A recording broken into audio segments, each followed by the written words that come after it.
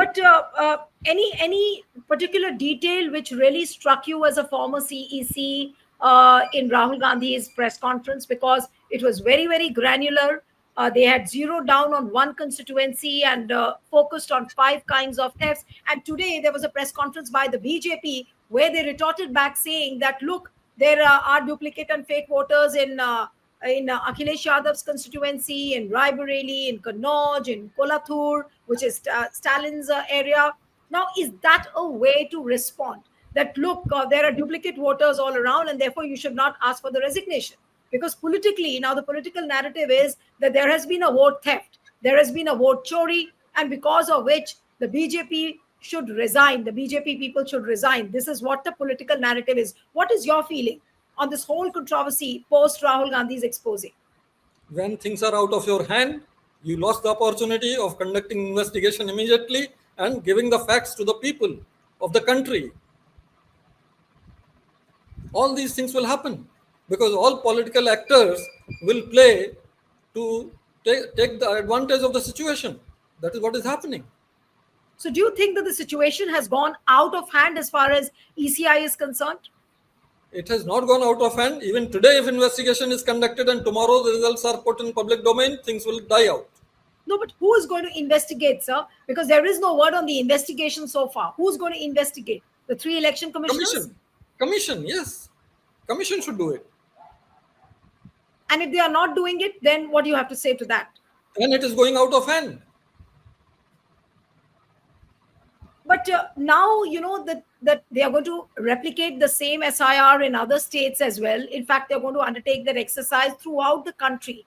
What could it result into? Because the first pilot project in Bihar itself is such a big failure with so many doubts, so many suspicions, all allegations of vote theft, mass deletions, and also like what Abhishek Manu Singhvi pointed out, that this point of asking for 11 documents itself is exclusionary. What do you have to say to that, Mr. Rawat? I would say that except for those states where polls are round the corner, if they learn from the Bihar experiment, I think they will do well. Wherever elections are round the corner or within 2-3 months, never go for this kind of misadventure of intensive revision. Go for intensive revision of all states where elections are at least 1+ year away, so that plenty of time is available to all those people whose names are struck out. And wherever the elections are there, conduct elections and then do SIR. But what is your feeling and what is your advice to the Election Commission? You yourself said that the investigation should be done immediately and that will put all the doubts and all the suspicions to rest. But since they are not doing it, and I don't know what is the reason, why is there certain reservation or certain reticence, some kind of a hesitation on the part of the Election Commission to come clean on all these issues? That is what raises the suspicions further, Mr. Rawat. That is confusing to me even.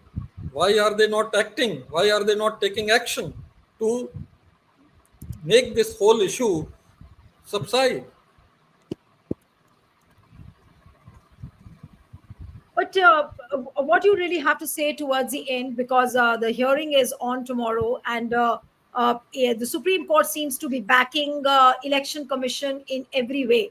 Whether it is the Aadhaar, now can Aadhaar become the benchmark to judge anybody's citizenship? And what do you have to say to the 11 kinds of documents which the Election Commission has asked for? And every petitioner has said that in a poor state like Bihar, not everyone has all the 11 documents. Not everyone has a matriculation certificate or a passport or a birth certificate. So is Election Commission being inconsiderate? Actually, Honorable Supreme Court has rightly said about Aadhaar, because Aadhaar is the document which identifies you but doesn't certify your citizenship status. But photo electoral ID card, which has been issued by the Election Commission, that should be respected because that has been issued by you, unless you have information that this was fraudulently obtained.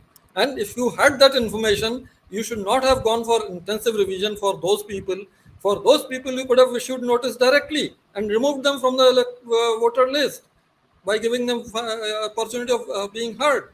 So let us wait for Supreme Court decision. I think Supreme Court will do justice and will show the way for future. But how can the situation be retrieved according to you now? Because so much has happened over these 3 weeks or 4 weeks. And even Justice Bakshi said that if there are people alive and they have been declared as dead, then bring them to us. Now, Yogendra Yadav reached the court with two people who are alive. And similarly, there are various YouTubers who put out the kind of discrepancies, which have happened on the ground, BLOs signing the documents themselves and putting it across. Now, these cannot be systemic errors, sir? What do you think that these are systemic errors? The kind of exposes which the YouTubers and senior journalists like Ajit Anjum have done? Actually, at this juncture, during this mess created already, and when all other stakeholders are trying to encash the opportunity for their vested interests, everything will look very, suspicious. And therefore, saying anything on that will not be appropriate. No, I but would so say, there have been fine details, like then this Valmiki Nagar is a constituency in Bihar where more than 292,000 houses have their addresses as 000 and 000. Now, how can one justify that? And the state electoral office is saying that no, these are all systemic errors. ऐसा तो हो जाता है, हम उसको ठीक कर देंगे. I mean, how can one accept that? maybe what is happening that everyone down the line is not computer literate to that extent. Many officers, EROs, AEROs, they give their password and credentials to data entry operator of a private vendor. That is why CEO or DEO, they are saying these things, and they are really good, correct, that these things can be corrected very soon. But they should not be waiting. They should act immediately, correct it, and show to the world that yes, this was so and this has been done. But they are hesitating in doing that. That's the trouble. Right. But you clearly are of the view that the election commission, it is not in the domain of the election commission to judge anybody's or assess anyone's citizenship. That is the right of the Home Ministry solely. That is what Honorable Supreme Court said in 95 ruling, and hopefully this time they will clarify more on this issue. All right. All right. All right. Thank you, sir, so much for joining on HW. Thank you. Thank you.